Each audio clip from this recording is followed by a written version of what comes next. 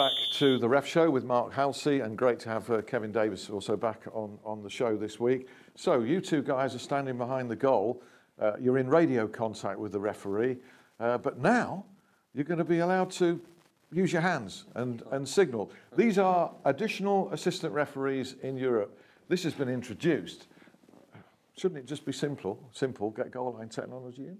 I mean, absolutely. I mean, we've seen it work superbly well in the Premier League, and I'm all for one now is bringing in more technology, you know, for big key match decisions. I think we see it a couple of weeks ago where the ball clearly crossed the line and it wasn't given, was it, by these additional assistants? And then luckily for, I can't remember where it was, but the ball was put in and it was given. They subsequently said that it was seen and it would have been given. Yeah, so it was. But for me, you know, bringing Goalline Technology for the Champions League, Europa League, and does it matter if they can now signal as well? Is that all they're there for? I mean, are they there? What if there's a decision, a penalty? Are they advising, or are they going to say penalty?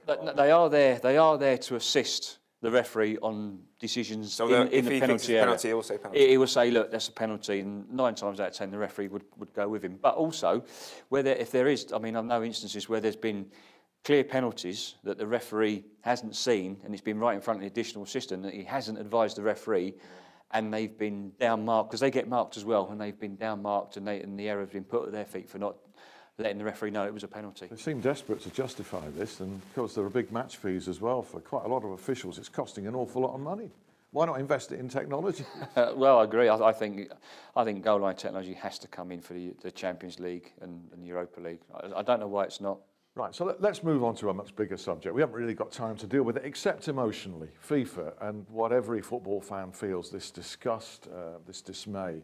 The 2 most powerful men in world football now are suspended, Sepp Blatter and Michel Platini. The corruption crisis at FIFA is ongoing. What's your just raw reaction to it all, Kevin, seeing it unfold? I think I'm just glad that some action's been taken. I'm all for, you know, people, the appeals they put in and innocent until proven guilty, all that kind of things. But there's so many things that have gone on over the years, and I think you know, he's been in charge for 17 years now. I think it's time for a change, and I hope, with all the investigations going on, that people who have been doing wrong are punished. Yeah, I really do. No doubt there'll be a lot of good people working in FIFA who do good for the world game, but with the amount of money that's now involved in the game, talking billions of pounds, millions and millions of pounds of profit, inevitably there's going to be some greedy people out there, and that runs from the top all the way down in football, unfortunately. And it just needs, for me, it needs clearing out. It needs people with transparency. You know, you're getting paid that bonus it's there in writing, all these oral agreements, all these bribes for World Cups. Something needs to be done, and it's a lot at stake it's particularly around the World Cup. You can understand the people and countries desperate to get the World Cup, but it has to be done in the right way. Do you think that anybody with an association, whether guilty or not, anybody by association working with Messrs Blatter and Platini closely should just go and a total clear out? Do you think that should be the case? I mean, I agree with Kevin. Obviously, you know, we've got all the sponsors, you know, that put a lot of money into world football, and FIFA represent the whole world, and it's clearly damaged. I think football at the moment, you know, is clearly damaged, and I think there has to be a clear out. There has to be new people in control of UEFA and FIFA. Question is, who appoints those new people, and who should those new people be? There's this ethics committee, isn't there? There's an ethics committee, and I've been reading lots on it, and they're trying to get these independent members and people in. They've never been able to get into that top. It's almost like a closed shop, isn't it? They're all, and what's gone in there, people turning blind eyes to bribes, we don't know. They can't police themselves, can they? They can't. No, and it needs, like I said before, there'll be a lot of good people who put a lot of hard work into making this a great sport, which it should be, but it takes someone to go in there with a bit of integrity. And it's cheating football supporters worldwide, isn't it, on a grand scale? I mean, Kevin's right. I think that the man that's to go in there is David Gill, the former Manchester United chief exec. I think he's the man to go in there and sort that. As the man who reforms FIFA, or somebody who becomes FIFA president, or whatever the title is going to be in future, because president, maybe that title should change. Blatter had too much power, didn't he? individually. He had a lot of power, didn't He had a lot of power. Yeah. He had a lot of power. And, you know, things just don't add up, do they? And it's kind of the name and the organisation, it's got a bad mark against it now. And it's going to take years for that to get back to what it should be. And it's about world football. It's the biggest sport in the world, and with that comes all the money. It's the money that's the problem, and there's been no governance in it. They've been allowed to make payments here, there's no one authorising it. It needs No to be more accountability. Yeah, No course, accountability. And it is tarnished, and it amazes me that our own federation comes out and supports Has done. Platini, where, you know, and he's been suspended. You know, I know you say it's innocent till proven guilty, but he has received this. He has received this. It's hard for us to say who is the ideal people, the group of people to go in, and does it have to be football people? Does it have to be business people? Maybe a combination of both, but it's certainly a lot harder. If it's successful business leaders, how can we be sure that they're not, you know, that's the problem. got I skeletons mean, look at in these the cupboard? multi-million-pound deals and it needs to be, look, this is my salary. I'm working hard to bring the income in so we can do this, we can do that with the money. But as in any business, they will be taking a cut here and there. As long as it's transparent, there's no problem with that. I think if you work hard enough in any business, you get the reward. So they get 5% between the group. There's no problem with that. It's the hidden secrets I have the problem with. What about representatives of supporters becoming involved in FIFA, almost as a watchdog presence there? Do you think that would work? As long as they've got that business background, and then you can't just pick up Joe blogs from, you know, as long as you've got, as I say, you've got that business background, and as Kevin's right, you know, and got that transparency, and it's all down in writing, everything's down there. Why not? Why not?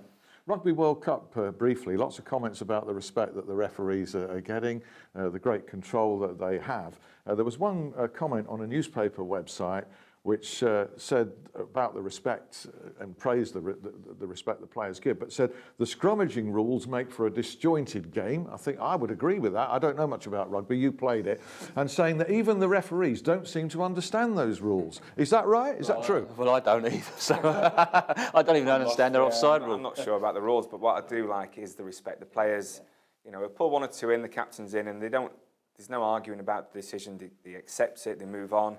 And I love the way the whole rugby situation it's managed. Yeah. I love the way the fans come and sit together and enjoy the game, the competition. Not about who wins and loses. There's too much rivalry and tribalism in football. I love the whole way it's done. They drink as well, don't they, together? Yeah, I mean, I was watching the French game at the weekend v Ireland, and they're all sitting amongst each other, aren't they? They're all mingling, enjoying themselves. And you're right. Well, where did you go wrong about respecting referees? Well, I always remember that goal was disallowed by Klatzer against Fulham. Oh, you didn't respect him that day, did you? I made a comment which I thought was right, and everyone agreed with me, and I got punished. But yeah, there we go. But no, he's right. I mean, I was watching the game. I mean, the big Australian captain, you know, he's given away a penalty, and he's gone right up. Yeah, sir, please tell me what that's for, sir. Sir, and then you're thinking, you know, sir. That's what. Yeah, but you were never called sir on the field, were you? I was by the American players. Were you? Yes, by the American players in the Premier League, they called me sir. I think it has got better though. I mean, the crowd and the referee, there is a bit more respect, but you see. It's a different culture. You still culture. see players now walking away, and they're so like, you come to me, you see referees going to them. That needs to improve on, and the effing and blinding towards the officials, I think, is wrong. We've all done it in the heat of the battle, you know. But Is that your mobile going off? it's not mine now. Is that your mobile? It's not mine. It's not. I thought it was yours. Oh, it's mine. Oh, sorry about that. I was researching a national news story about you. Yeah, I heard that one came out last night. Having a bit of a tidy out, yeah. Came across some Star Wars stuff. Tidy out of style. So you've been collecting this since childhood, yeah? A little bit, yeah. And obviously the boys and the kids, we've sort of added to it amongst the years, and it's kind of we're sort of clearing out the playroom, the garage, having a big clear out, and said to the kids, set them all up. Do you want? And they're not interested. It's all iPads now, isn't it? They're not interested in Star Wars stuff. Unfortunately not. No. I thought it was into Thunderbirds. Thunderbird, yeah, but no. So. Hey, that's for you and I. Hey, that's us. I had Thunderbird 1, Thunderbird 2, and Thunderbird 3. Fireball XL5. FAB. I remember Supercar. I bet you don't remember Supercar. That's going back. So you're selling all this I merchandise. think we're going to move it on, yeah. I didn't realise it was hard up. No, I just think it's taking up space. We're trying to make some space in one of the rooms, so some stuff's got to go. I'd rather somebody else be enjoying it and playing with it rather than myself. So any Star Wars fans out there, contact Kevin Davies. Kenny Baker's is R2D2 is my Mrs. Uncle, so hopefully he can point us in the right direction. So we've got that link as well, yeah. Blimey.